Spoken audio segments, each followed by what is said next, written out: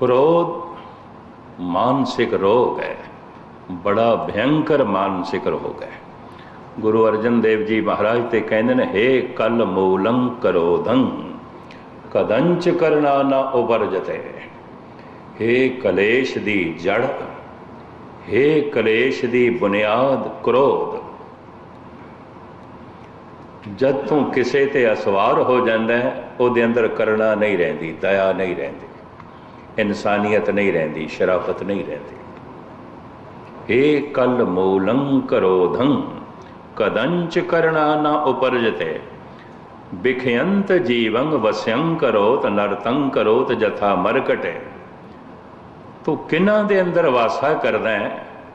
हर वक्त गलत जो सोचते रहते हैं, हर वक्त जिन्हां दी मानसिक गिजा गलत है, जिन्हां दा मानसिक आहार गलत है, जिन्हां दे मन का खाना गलत है, तू उन्हां दे अंदर वासा करदा है। ऐ क्रोध तेरा उत्थे वासा होंदा है। फिर तू उन्होंने इंज नचाना है जिमें मदारी बंदर नूं नचांदा है। नरतं करोत जथा मरकटे। शायद आपनों पता हो, पंडित गुलाब सिंह जी महाराज ने एक बहुत वड्डा ग्रंथ लिखा है, उन्होंने कहते हैं प्रबोध चंद्र नाटक। पुरानिया टकसालां दे ते हुण पढ़ाया जाता सी, हुण अजकल तो 2 किताबां पढ़ लईआं, 4 कैसटां सुन लैणियां, लोकी कथा करन लग पैंदे ने। ये सारे ग्रंथ पढ़नों पढ़ाने हुण रह गए ने। बिरती प्रभाग, सार कितावली, विचार माला, प्रबोध चंद्र नाटक, वैराग शतक उन्होंने दिन पढ़ाए जाते सन बकायदा। हुण सिलसिला रह गया। प्रबोध चंद्र नाटक दे मोह ते विवेक दी जंग लिखी है पंडित गुलाब सिंह जी ने। मोह ते विवेक दी, विवेक ज्ञान, आत्म ज्ञान ते मोह। एक पासे मोह राजा है, एक पासे विवेक राजा है। 2 राजियां दी जंग दे उत्ते बहुत वड्डा ग्रंथ लिखा है। इसका नाम है प्रबोध चंद्र नाटक। हिंदी पंजाबी दोहां च मिलता है और स्टीक भी मिलता है। कहते ने मोह राजे दी हार हो रही सी। बहुत सारे सफ़ियां च जंग का जिक्र जिमें होंदा है उस तरह किया है उसने। और विवेक जित रहा सी, आत्म ज्ञान जित रहा सी, मोह हार रहा सी। बड़ा दुखी बैठा मोह ते क्रोध आया। हारे हुए मनुख नूं क्रोध आएगा। कहते हारिया होया जुआरी क्रोध नाल भर जाता है। जिंदगी दे किसी शोबे दे च भी हार हो गई है, किसी भी शोबे च क्रोध ते आएगा। फिर क्रोध कमज़ोर ते आवेगा। प्रगट कमज़ोर ते होवेगा, शक्तिशाली ते नहीं।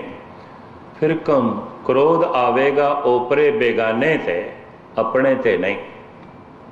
क्रोध ओपरे ते आउंदा है, क्रोध कमज़ोर ते आउंदा है, शक्तिशाली ते नहीं, ताकतवर ते नहीं। ये भी मैं अर्ज करते हैं। क्रोध मोह दे कोल आया, राजन क्यों दुखी हो? ते मोह कहंदे देखदे नहीं पे हार हो रही है। विवेक दी सेना जित रही है, शांति अगे वध रही है, ज्ञान अगे वध रहा है, निर्वैरता अगे वध रही है, प्रेम अगे वध रहा है। असीं ते हारदे जा रहे हैं। ईर्षा हारदी जा रही है, निंदा हारदी जा रही है, संताप व्याकुलता चिंता हारदी जा रही है, वो जितते जा रहे हैं। क्रोध ने आख्या मैं मौजूद हाँ जे। कहता बड़े बड़े सिपा सलार मेरे मारे गए, काम मारे आ गए, लोभ मारे आ गए, तू की करेगा? हुण उत्थे पंडित गुलाब सिंह जी महाराज लिखते ने क्रोधोवाच, क्रोध बोलिया, क्रोधोवाच, क्रोध बोलिया राजन सुनो मैं की कर सकता, तुसी मायूस ना हो।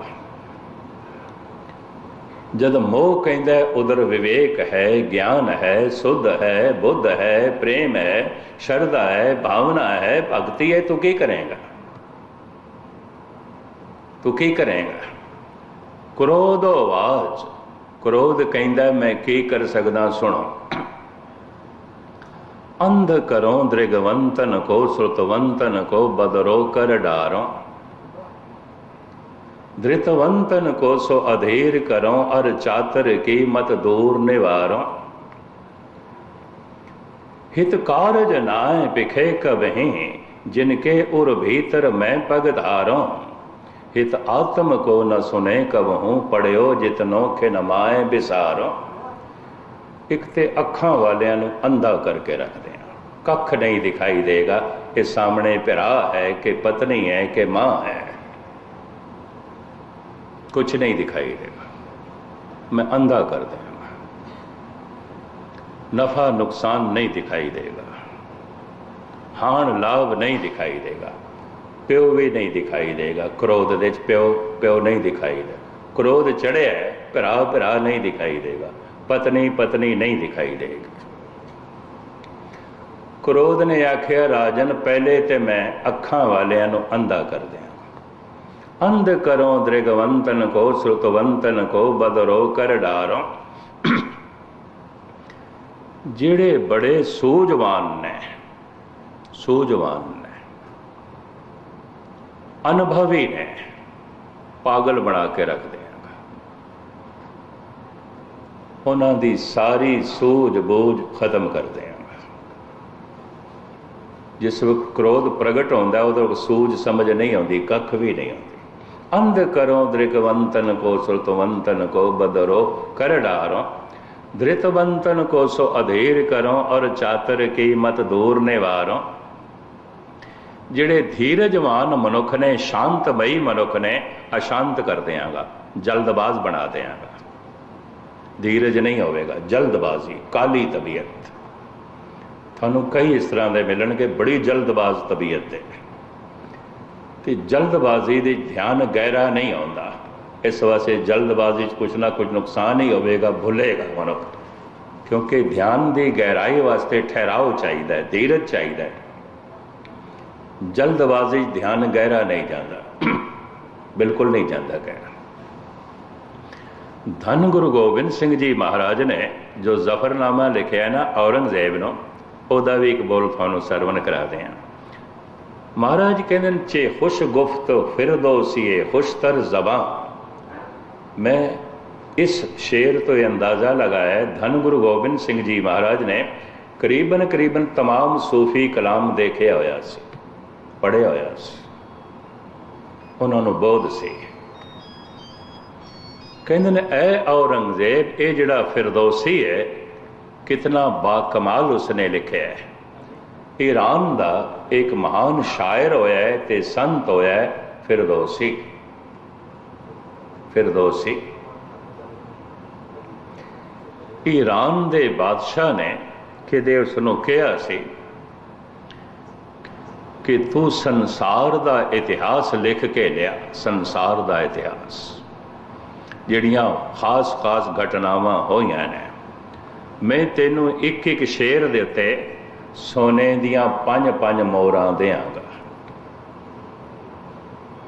तू लिख के लिया। उन्हें 2 साल लाए ते 10 पोथियां दे संसार का इतिहास लिख के जद ले जा रहा सी, 2 पोथियां उसने चुकियां हुई, 8 पोथियां उसके शागिर्द ने चुकियां हुई। बड़ा खुश कि ईरान का यह बादशाह वाह वाह कर उठेगा। ये 10 पोथियां जद अगों रखियां, आख्या बादशाह सलामत तुसी कहा सी संसार का इतिहास लिख के लियाओ, लिख लिया। पता है उस बादशाह ने की आख्या है, इन्ना वड्डा पुलंदा, इतना मेरे को वक्त नहीं है पढ़ने वास्ते, इनू छोटा रूप कर, इनू मुख्तसर कर, इनू संक्षेप कर, इनू शार्ट दे च लिख। चोट बड़ी लगी, बिना देखे बादशाह ने इस तरह कह देता है, कितना छोटा करा, कम से कम अद्धा कर। 2 ਸਾਲ ਉਹਨੂੰ ਲੱਗੇ ਸਨ ਲਿਖਣ ਦੇ ਵਿੱਚ, 2 ਸਾਲ ਲੱਗੇ ਉਹਨੂੰ ਛੋਟਾ ਕਰਨ ਦੇ ਵਿੱਚ, ਕੀ ਕੱਢਣਾ ਹੈ ਤੇ ਕੀ ਨਹੀਂ ਕੱਢਣਾ। ਕਹਿੰਦੇ ਨੇ 4 ਪੋਥੀਆਂ ਜਦ ਲੈ ਕੇ ਬਾਦਸ਼ਾਹ ਦੇ ਅੱਗੋਂ ਰੱਖੀਆਂ, ਉਹਨੇ ਕਹਿ ਦਿੱਤਾ ਇਤਨਾ ਵੀ ਮੈਂ ਨਹੀਂ ਪੜ੍ਹ ਸਕਦਾ। ਇਹ ਸ਼ਾਇਰ ਆਜ਼ਮ ਤੁਹਾਨੂੰ ਪਤਾ ਹੋਣਾ ਚਾਹੀਦਾ ਸੀ, ਬਾਦਸ਼ਾਹ ਮਸਰੂਫ ਜ਼ਿੰਦਗੀ ਦੇ ਮਾਲਿਕ ਆ, ਸਾਡੇ ਕੋਲ ਇਤਨਾ ਸਮਾਂ ਕਿਤਨਾ। ਬਹੁਤ ਛੋਟੇ ਰੂਪ ਵਿੱਚ ਲਿਖ ਕੇ ਲਿਆ, ਚੁੱਕ ਤੇ ਲਿਆ। ਉਸਨੇ 4 ਕਿਤਾਬਾਂ ਨੂੰ ਦਿਲ ਨੂੰ ਚੋਟ ਵੀ ਬੜੀ ਲੱਗੀ ਤੇ ਬਾਦਸ਼ਾਹ ਕਹਿਣ ਲੱਗਾ ਜ਼ਰੂਰ ਛੋਟਾ ਲਿਖ ਕੇ ਲਿਆਓ, ਮੈਂ ਪੜ੍ਹਨਾ ਚਾਹੁੰਦਾ, ਮੇਰਾ ਸ਼ੌਕ ਹੈ, ਮੈਂ ਜਾਣਨਾ ਚਾਹੁੰਦਾ ਸੰਸਾਰ ਦੇ ਵਿੱਚ ਵਿਸ਼ੇਸ਼ ਕੀ ਹੋਇਆ ਜੋ ਖਾਸ ਕਰਕੇ ਵਿਸ਼ੇਸ਼ ਘਟਨਾਵਾਂ ਨੇ, ਲਿਖ ਕੇ ਲਿਆਓ। ਰੱਬ ਦੀ ਨੇ ਹੁਣ ਛੋਟਾ ਕਰਨ ਦੇ ਵਿੱਚ 3 ਸਾਲ ਲੱਗ ਗਏ ਉਸਨੂੰ, ਲੇਕਿਨ ਫਿਰ ਵੀ ਉਸਨੂੰ ਖਿਆਲ ਸੀ ਕਿ ਬਾਦਸ਼ਾਹ ਕਹੇਗਾ ਹੋਰ ਛੋਟਾ ਕਰੋ। 1 ਪੋਥੀ ਦੇ ਵਿੱਚ ਕੀਤਾ, ਲੈ ਕੇ ਨਹੀਂ ਗਿਆ, ਸੋਚਦਾ ਰਿਹਾ ਹੋਰ ਛੋਟਾ ਕਰਾਂ। ਅੱਜ ਕੰਨਾਂ ਦੇ ਖਬਰ ਪਈ ਬਾਦਸ਼ਾਹ ਬਿਸਤਰੇ ਮਰਗ ਤੇ ਆਖਰੀ ਦਮਾਂ ਤੇ ਜਾ ਰਹੇ। ਸ਼ਾਹੀ ਤਬੀਬਾਂ ਨੇ ਜਵਾਬ ਦੇ ਦਿੱਤਾ ਹੈ। ਫਿਰਦੌਸੀ ਨੂੰ ਵੀ ਗੱਲ ਸੂਝੀ, ਸੰਤ ਸੁਭਾਅ ਦਾ ਮਨੁੱਖ ਸੀ, ਫਕੀਰ ਤਬੀਅਤ ਦਾ ਬੰਦਾ ਸੀ, ਬਾਦਸ਼ਾਹ ਦੇ ਕੋਲ ਚਲਾ ਗਿਆ। ਬਾਦਸ਼ਾਹ ਕਹਿਣ ਲੱਗਾ ਫਿਰਦੌਸੀ ਤੂੰ ਬੜੀ ਮਿਹਨਤ ਕੀਤੀ, ਮੈਂ ਸੰਸਾਰ ਦਾ ਇਤਿਹਾਸ ਜਾਣਨਾ ਚਾਹੁੰਦਾ ਸੀ, ਪਰ ਮੈਂ ਇਹ ਹਸਰਤ ਲੈ ਕੇ ਮਰ ਰਿਹਾ, ਜਾ ਰਿਹਾ। ਪਤਾ ਹੈ ਫਿਰਦੌਸੀ ਨੇ ਕੀ ਆਖਿਆ? ਇਹ ਹਸਰਤ ਲੈ ਕੇ ਤੁਹਾਨੂੰ ਜਾਣ ਦੀ ਲੋੜ ਨਹੀਂ, ਤੁਹਾਨੂੰ ਮਰਨ ਤੋਂ ਪਹਿਲੇ ਹੀ ਮੈਂ ਦੱਸ ਦੇਣਾ ਸੰਸਾਰ ਦਾ ਇਤਿਹਾਸ ਕੀ ਹੈ। ਹੈਂ, ਮੇਰੇ ਆਖਰੀ ਦਮ ਨਿਕਲਣ ਤੋਂ ਪਹਿਲੇ ਦੱਸ ਦੇਗਾ? ਹਾਂ ਦੱਸ ਦਿਆਂਗਾ। ਸੰਸਾਰ ਦਾ ਇਤਿਹਾਸ ਇਹੀ ਹੈ, ਮਨੁੱਖ ਜੰਮਦੇ ਨੇ, ਕੁਝ ਸਮਾਂ ਦੁੱਖ ਸੁੱਖ ਦੇ 'ਚ ਜੀਵਦੇ ਨੇ ਤੇ ਫਿਰ ਇੰਜ ਮਰ ਜਾਂਦੇ ਨੇ ਜਿਵੇਂ ਤੂੰ ਮਰ ਰਿਹਾ। ਬਸ ਇਹੀ ਇਤਿਹਾਸ ਹੈ, ਹੋਰ ਕੋਈ ਇਤਿਹਾਸ ਨਹੀਂ। ਇਸ ਤਰ੍ਹਾਂ ਮਰ ਜਾਂਦੇ ਨੇ, ਵਾਕਈ ਉਹਦਾ ਦਮ ਵੀ ਨਿਕਲ ਗਿਆ। ਇਹੀ ਇਤਿਹਾਸ, ਜਨਮ ਹੋਇਆ, ਜੀਵਨ ਲੰਘਿਆ ਰੋਂਦਿਆਂ ਪਿੱਟਦਿਆਂ ਤੇ ਕੁਝ ਹੱਸਦਿਆਂ, ਦੁੱਖ ਸੁੱਖ ਦੇ ਜ਼ਿੰਦਗੀ ਬਤੀਤ ਹੋਈ ਹੈ ਤੇ ਇੱਕ ਦਿਨ ਅੰਤ ਹੋ ਗਿਆ। ਫਿਰਦੌਸੀ ਨੂੰ ਅੱਗੇ ਕਰਕੇ ਗੁਰੂ ਗੋਬਿੰਦ ਸਿੰਘ ਜੀ ਮਹਾਰਾਜ औरंगजेब ਨੂੰ ਸਮਝਾ ਰਹੇ ਨੇ, ਚੇ ਖੁਸ਼ ਗੁਫਤ ਫਿਰਦੌਸੀ ਹੈ ਖੁਸ਼ਤਰ ਜ਼ਬਾਨ। ਇਹ ਫਿਰਦੌਸੀ ਨੇ ਕਿਤਨਾ ਬਾਮਿਸਾਲ ਗੱਲ ਆਖੀ ਹੈ, कितनी सोहनी गल आखी है। चे खुश गुफ्त फिरदौसी है खुशतर जबां के जूदी बवद कार आहिर मना। कि जल्दबाजी करना शैताना का काम होंदा है। शैतान कौन होंदा है? काली तबीयत का बंदा, जल्दबाज उस तो कुछ भी ठीक नहीं होगा, क्योंकि उसका ध्यान गहरा नहीं जाएगा, उस तो गलतियां होणगियां। क्रोध ने कहा मोह राजे नूं मैं हर एक नूं जल्दबाज बना देंगा, ऐसी काली तबीयत उसकी कर देंगा, उसका ध्यान जाएगा ही नहीं। अंध करो दृगवंतन को धृत, अंध करो दृगवंतन को श्रुतवंतन को बदरो कर डारो, धृतवंतन को सो अधीर करो और चातर की मत दूर निवारो। कितना ही चलाक क्यों ना होवे, सियाणा क्यों ना होवे, मूर्ख बना देंगा, मूड बना देंगा। हित कारज नाए पिखे कब हूं, जिनके उर भीतर मैं पगधारो। जिन्हां दे हिरदे च मैं अपना पैर रखदा, वो अपना बिगड़दा होया काम भी नहीं वेख सकणगे, भी नुकसान हो रहा है, नाश हो रहा है, सब कुछ मेरा खत्म हो जाएगा, वो एक भी नहीं देखणगे। हित कारज नाए पिखे कब हूं, जिनके उर भीतर मैं पगधारो। हित आत्म को न सुने कब हूं, पढ़ियो जितनो खिन माए बिसारो। वो अपनी जमीर की आवाज़ भी नहीं सुन सकणगे, वो अपनी आत्मा की आवाज़ भी नहीं सुन सकणगे। जीवन भर जो पढ़िया 10-15 साल मेहनत करके एक सैकंड दे मैं भुला के रख दिया, खत्म कर 15-20 साल की पढ़ाई एक सैकंड दे मैं खत्म करके रख दिया। पढ़ियो जितनो खिनमाए बेसारों, क्रोध मानसिक रोग है।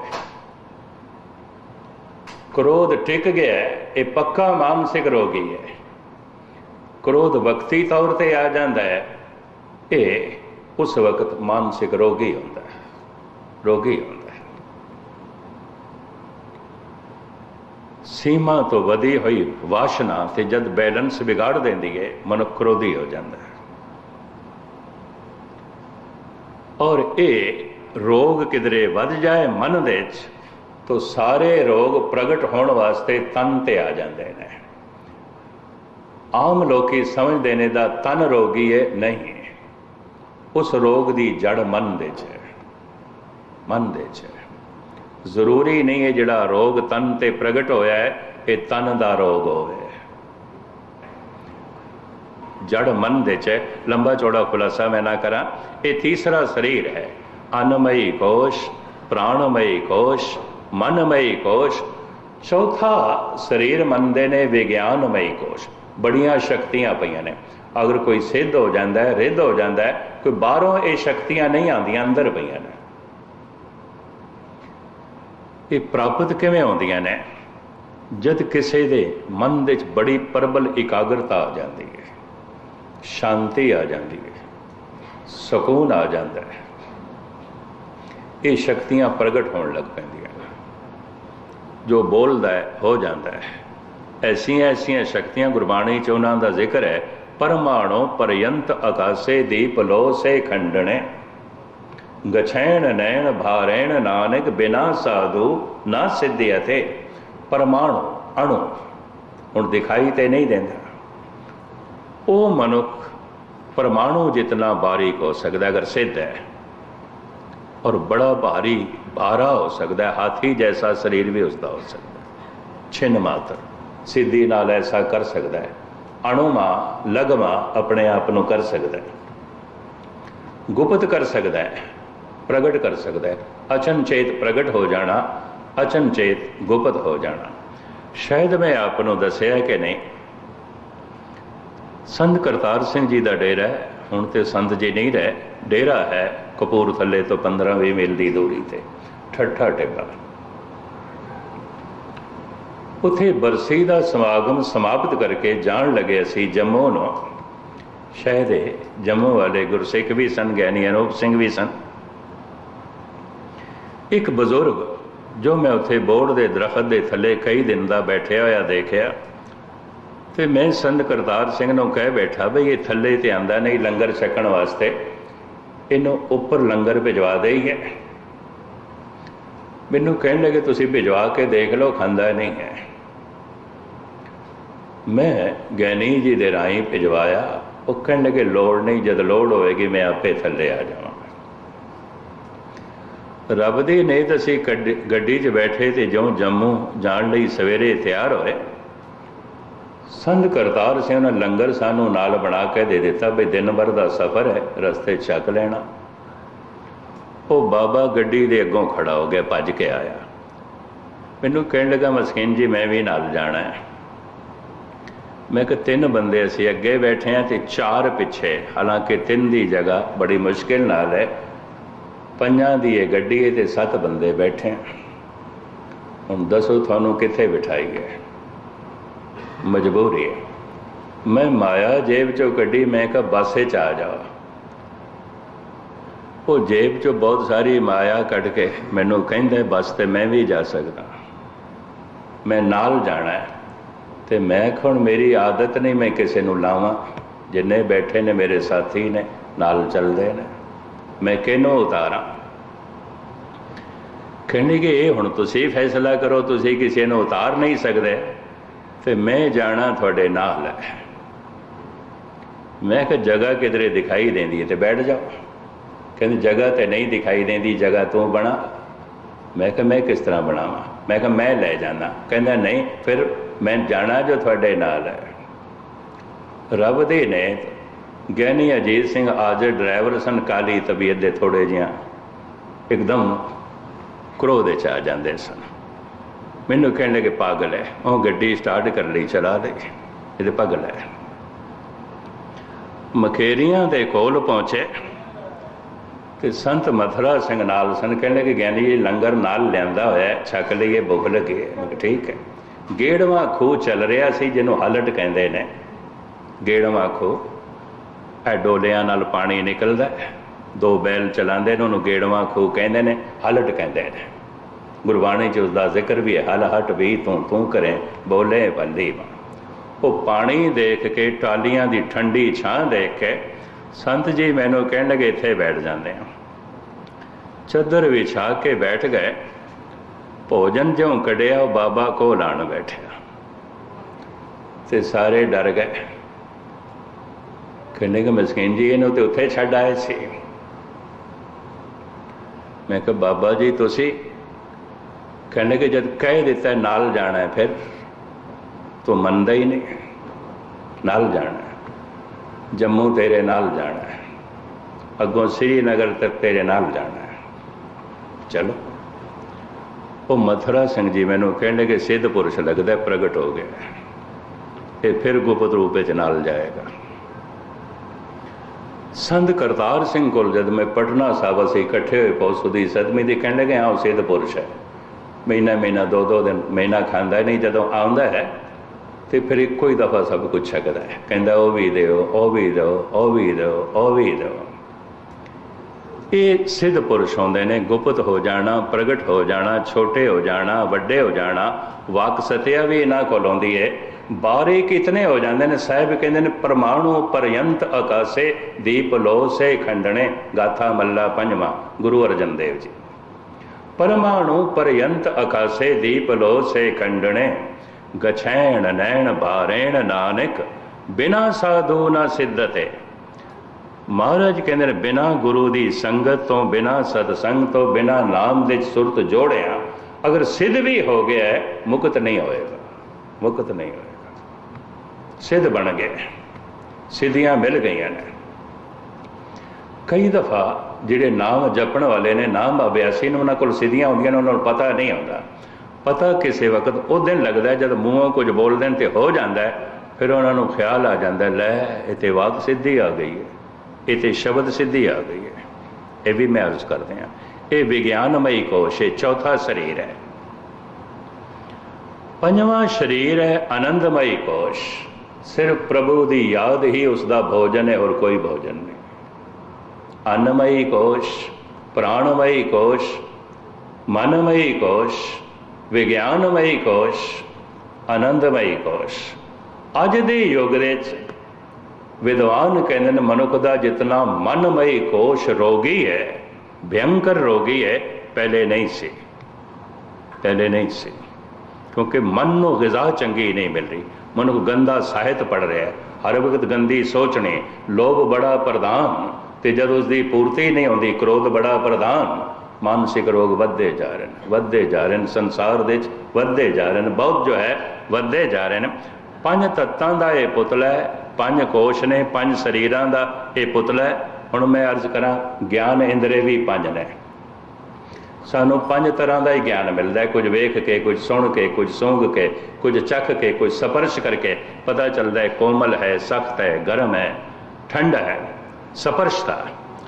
ज्ञान इंद्रे भी पंज ने, कर्म इंद्रे भी पंज ने, शरीर भी पंज ने और तत्व भी पंज ने। इस शरीर दे मूल विकार भी पंज ने, काम, क्रोध, लोभ, मोह, अहंकार। इस पंज तत्व दे पुतले, इस पंज शरीर दे मुजस्मे, इस पंज विकारां दी मूर्ति दी झोली विच धन गुरु गोबिंद सिंह जी महाराज ने नितनेम वास्ते पंज बाणियां पाइयां सन। ये अध्यात्मक मंडल दियां स्टेजां ने, स्टेजां ने, ये पड़ाव ने, जो है वख वख पड़ाव ने। और इस दे चल के मनुख अपने आप को परमात्मा दे अनुकूल करता है, ते जैसे परमात्मा दे अनुकूल करता है, परमात्मा हो जाता है। ज्ञान दासा